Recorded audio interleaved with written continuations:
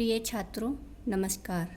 NCERT गणित कक्षा 10वीं में आपका स्वागत है। आज हम लोग प्रश्नावली 14.1 का प्रश्न क्रमांक 5 हल करेंगे। तो आइए प्रश्न क्रमांक 5 पढ़ लेते हैं और उसको आगे हल करते हैं। तो देखो बच्चों, प्रश्न क्रमांक 5 में अपने को दिया गया है कि किसी फुटकर बाजार में फल विक्रेता पेटियों में रखे आम बेच रहे थे और इन पेटियों में आमों की संख्याएं भिन्न भिन्न थी। किन की संख्याएं? आमों की संख्याएं, यानी ये क्या हो गई? बारंबारता। पेटियों की संख्या के अनुसार आमों का बंटन निम्नलिखित था। तो ये आमों का बंटन अपने को दिया हुआ है, यानी आमों की संख्या अपने को दे रखी है 50 से 52, 53 से 55, 56 से 58, 59 से 61, 62 से 64। इसी प्रकार पेटियों की संख्या यानी इनकी बारंबारताएं दे रखी है 15, 110, 135, 115 और 25। अब नेक्स्ट इसमें अपने को कहा गया है कि एक पेटी में रखे आमों की माध्य संख्या ज्ञात कीजिए, यानी कि इसको अपने को समांतर माध्य ज्ञात करना है। इसमें नेक्स्ट लिखा है कि आपने माध्य ज्ञात करने की किस विधि का प्रयोग किया है, यानी कि ये भी एक नया क्वेश्चन है कि अपने को किस विधि का प्रयोग करके इसे हल करें।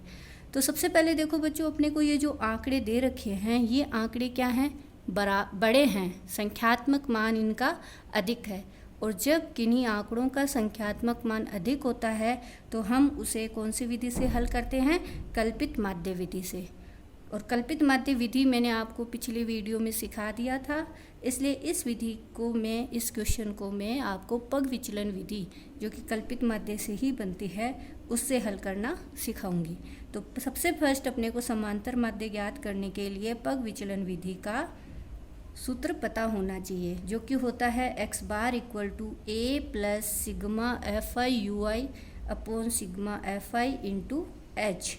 अब बात आती है कि यहाँ यू आई क्या है? तो यू आई यहाँ पे है एक्स आई माइनस ए अपॉन एच। देखो, कल अपन ने कल्पित माध्य में एक्स आई माइनस ए पढ़ा था, जिसकी वैल्यू क्या थी? डी थी। आप पिछली वीडियो में जाके देखें। और यहाँ पे इसको और छोटा कर दिया है वर्ग अंतराल एच का भाग लगा के। अभी मैं बताऊंगी कि वर्ग अंतराल एच क्या है। लेकिन सबसे फर्स्ट बच्चों, इसी क्वेश्चन में हम एक और नई चीज़ सीखेंगे, जिसमें आपको दिया गया है कि ये जो आंकड़े हैं 50 से 52 और फिर 53 से 55 दे रखा है। इट मीन्स अभी तक जो अपन ने क्वेश्चन किया उसमें क्या क्या अंतराल पढ़ा अपन ने? जैसे 0 से 10, 10 से 20, 20 से 30, इस टाइप का अंतराल पढ़ा है ना। यानी कि ये अंतराल क्या कहलाता है? जैसे 0 से 10, फिर अगेन 10 से 20, फिर 20 से 30, ये क्या हो गया? ये एक कंटिन्यू चल रहा है, इसलिए इस अंतराल को अपन क्या कहते हैं? सतत वर्ग अंतराल।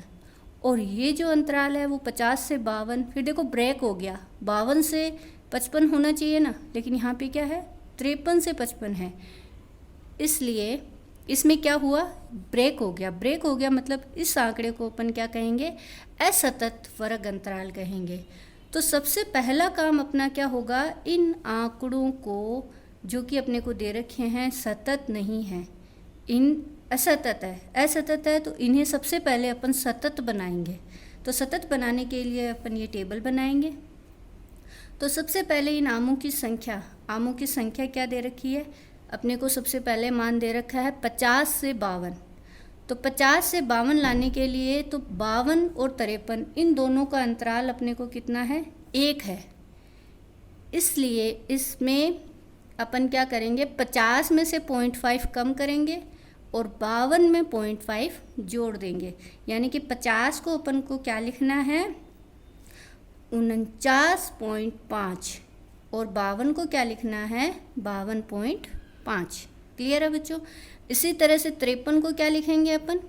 0.5 कम लिखेंगे, यानी कि 52.5। और 55 को क्या लिखेंगे? 55.5। सेम ऐसे ही 56 को क्या लिखेंगे? 55.5, यानी 56 में से 0.5 कम करेंगे और 58 में 0.5 जोड़ देंगे। तो 55.5, 58.5। 59 को क्या लिखेंगे? 0.5 कम, यानी 58.5। और 61 को क्या लिखेंगे? 61.5। यानी अपन इसको ऐसे समझ सकते हैं कि ये जो पहला वर्ग अंतराल है इसकी ऊपरी सीमा दूसरे वर्ग अंतराल की निम्न सीमा, यानी कि ये दोनों मान अपने सेम हो जाएंगे। ऐसे ही ये 55.5, सिर्फ अपने को 58 को लिखना था 58.5, फिर यहाँ 58.5, 61 को लिखना है 61.5, फिर ऐसे ये 61.5, 62 को तो 0.5 कम लिख दिया, और 64 को क्या लिखेंगे 64.5। इस तरह से जो ये अंतराल अपना बना, ये अंतराल क्या हो गया अपना सतत हुआ। तो मेरे ख्याल से सतत अंतराल सबको क्लियर हो गया होगा। सतत अंतराल क्लियर करने के बाद अपना नेक्स्ट स्टेप क्या होता है, मध्यमान ज्ञात करना, है ना। पिछले क्वेश्चंस में अपन ने सभी ने किया है। तो मध्यमान देखो 49.5 और 52.5 का मध्यमान क्या होगा, मैंने पिछले ही वीडियो में आपको बताया था मध्यमान कैसे ज्ञात करते हैं अपन। मध्यमान अपन सभी ज्ञात करते हैं कि आपकी निम्न सीमा है 49.5 और ऊपरी सीमा है 52.5। इन दोनों को जोड़ के 2 का भाग लगाएंगे, और 49.5 और 52.5 को जब अपन जोड़ेंगे तो कितना आ गया 102/2। 102 में 2 का भाग लगाएंगे तो कितना आया 51, यानी कि मध्यमान अपने पास में कितना आ गया 51 आ गया इन दोनों का। फिर देखो 49 और 51 के बीच का अंतर कितना आया 2 आया ना, तो आप सीधा ही 52 में 2 जोड़ दो 54 हो गया, या फिर आप इन दोनों को जोड़ के 2 का भाग लगाओ। फिर 55 में 2 जोड़ो 57 आया, फिर 58 में 2 जोड़ो 60, 61 में 2 जोड़ो 63। तो ये अपना मध्यमान आ गया। क्लियर है बच्चों। या फिर आप इस तरह से नहीं करना चाहो तो आप इन दोनों को ऐड करके जोड़ के 2 का भाग लगा दो, फिर इस पद को जोड़ के 2 का भाग लगाओगे तो ये वाला मान आ जाएगा। इन दोनों टर्म्स को जोड़ के 2 का भाग लगाओगे तो ये वाला मान आएगा। इन दोनों को जोड़ोगे तो ये वाला मान आएगा। इन दोनों को जोड़ के 2 का भाग लगाओगे तो ये वाला मान। ये इस तरह से अपने पास मध्यमान आ गया। अब अपना नेक्स्ट स्टेप आता है, अपने को मानना है कल्पित माध्य ए। तो अपन कल्पित माध्य ए, ये जो मध्यमान है इनमें से कोई भी एक मान मानेंगे। कोई भी एक, जैसे मतलब हम ज़्यादातर मिड का मध्य का मान ही मान लेते हैं। तो ये आपका 57 क्या हो गया कल्पित माध्य ए का मान हो गया। तो अपन यहाँ नीचे पे नोट करेंगे कि माना कल्पित माध्य ए बराबर आया 57। तो कल्पित माध्य ए बराबर 57 है। अब हमने को इसमें क्या ज्ञात करना है, अगर आप नॉर्मली डी वाले सूत्र से ज्ञात करना चाहते हो तो सीधा ही डी की टेबल डी बराबर x माइनस ए, जो कल वाली वीडियो में अपन ने सीखा था। लेकिन अब पद विचलन विधि भी तो सीखनी है अपने को, इसलिए इसमें क्या करेंगे अपन x माइनस ए अपॉन एच, यानी x का मान कितना है 51, है ना। इधर मैं बता रही हूँ आपको, x का मान है 51 माइनस ए कितना है कल्पित माध्य कितना लिया अपन ने 57 अपॉन। अब बात आती है बच्चों h की। h क्या होता है, ये जो आपको वर्ग दे रखा है इसका अंतराल, इसका अंतर। तो देखो 52.5 में से 49.5 को घटाओ, तो पॉइंट के नीचे 0.5 और 49, 5 में से 5 घटाया 0, पॉइंट के नीचे पॉइंट, और 52 में से 49 घटाया यानी कि 12 में से 9 गया 3, 4 में से 4 गया 0, यानी कि अपने पास में अंतराल h का मान कितना आया 3 आया। इस तरह से अपन इसको 3 ज्ञात करते हैं। तो ये अंतराल किसी का भी आप ज्ञात करके देख लो, सबका अंतराल फिक्स है 3 ही है। तो नेक्स्ट अपने पास में अपने को क्या ज्ञात करना है, ui ज्ञात करना है। तो x का मान कितना था 51, a का मान कितना है 57 और अंतराल h का मान कितना है 3, तो 3 का इसमें भाग लगा दो।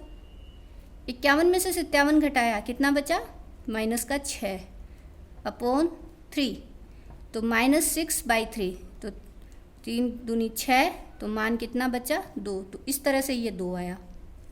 ऐसे ही अगला अपन 54 माइनस 57 करेंगे, तो 54 में से 57 घटाओ कितना बचा माइनस का 3, -3/3 करेंगे कितना आया माइनस का 1। 57 में से 57 घटाया 0, 60 में से 57 घटाया 3/3 यानी कि 1। 63 में से 57 घटाएंगे तो 6/3 यानी कि 2। तो इस तरह से ये अपने पास में ui का मान आ गया। ui का मान आने के बाद में अपने को क्या करना है, मल्टीप्लाई करना है बारंबारता से ui का। ये है अपनी बारंबारता f और ये है ui। यहाँ अपन इन दोनों को मल्टीप्लाई करेंगे तो 15 दूनी 30, 110 को -1 से गुणा किया माइनस के 110, 135 को 0 से गुणा किया 0, 115 को 1 से गुणा किया 115, 25 को 2 से गुणा किया 50, तो इस तरह से ये टेबल अपने पास बन गई। अब दूसरी बात आती है कि अपने को इसका सूत्र तो पहले से याद है ही, नहीं है तो आप सभी बच्चे इस सूत्र को याद कर लें कि पग विचलन विधि से समांतर माध्य x बार बराबर क्या होता है, a plus sigma F I you i बटा sigma F I into h. A क्या है, कल्पित माध्य, कल्पित माध्य का मान कितना माना है अपन ने, 57, यहाँ 57 लिख देंगे, plus sigma F I you i. Sigma F I you i मतलब अब अपने को इस sigma F I you i का जोड़ करना है, तो sigma F I you i का जोड़ अपने पास में क्या आ जाएगा, कल के वीडियो में मैंने आपको बताया था, पहले माइनस वाली संख्याओं को जोड़ लो। तो 110 में 30 जोड़ेंगे तो कितना आया, माइनस का 140, ठीक है। इसी तरह से 115 में 50 जोड़ेंगे तो कितना आ जाएगा, प्लस का 165। अब 165 में से 140 घटाओ, कितना बचा, 25। तो इस तरह से ये सिग्मा एफ आई यू आई अपने पास में मान आ जाएगा। नेक्स्ट स्टेप में अपने को बारंबारताएँ जोड़नी है सारी, सभी बारंबारताओं का जोड़ कितना आया, 400 आया। इन सभी मानों को सूत्र में रख देते हैं, तो यहाँ ए का मान 57, एफ आई यू आई का मान 25, सिग्मा एफ आई का मान 400, एच का मान है 3, ये सूत्र में लिखा। अब देखो 25 के पहाड़े से 4 को काटते हैं तो अपने पास में कितना आया, 16 आया, तो अपना मान आ गया 57 प्लस 3 बटा 16। 3 में 16 का जब आप भाग लगाओगे तो आपके पास मान आएगा 0.187, और 57 में 0.187 जोड़ेंगे तो 57 के बाद डायरेक्ट अपन लिखेंगे 57.187। अब देखो बच्चों, कई जगह पे यही आपका राइट आंसर है, लेकिन आप अगर बुक में देखोगे तो आपको यहाँ पे 9 दिखाई देगा, तो ऑब्वियस है कि 8 के जस्ट बाद वाली संख्या क्या है अपनी, 5 या 5 से अगर अधिक हो तो अपना पहला वाला जो अंक है वो राउंड फिगर में 1 अंक अपन बढ़ा के लिखते हैं, यानी कि अपन इसको क्या लिख देंगे, 8 को 1 और 9, यानी 57.19 अपना आंसर हो जाएगा। तो इस तरह से इस पूरे सवाल को अपन पग विचलन विधि से हल कर सकते हैं। तो देखो बच्चों, अगर किसी क्वेश्चन के लिए आपको बाय नेम दिया हुआ रहे कि आप पग विचलन विधि से ही हल करें, तो आप इन सभी सवालों को पग विचलन विधि से हल करें। अगर आपको ये कल्पित माध्य से हल करने के लिए कहा जाए तो आप कल्पित माध्य से हल करें। अगर यही सवाल आपको प्रत्यक्ष विधि से हल करने के लिए कहा जाए तो आप प्रत्यक्ष विधि से हल करें। अदरवाइज आप किसी भी सवाल को किसी भी तरीके से आप हल करो, आंसर आपका सेम ही आना है। तो आप सभी बच्चे इसी सवाल को कल्पित माध्य विधि से भी हल करें। Thank you.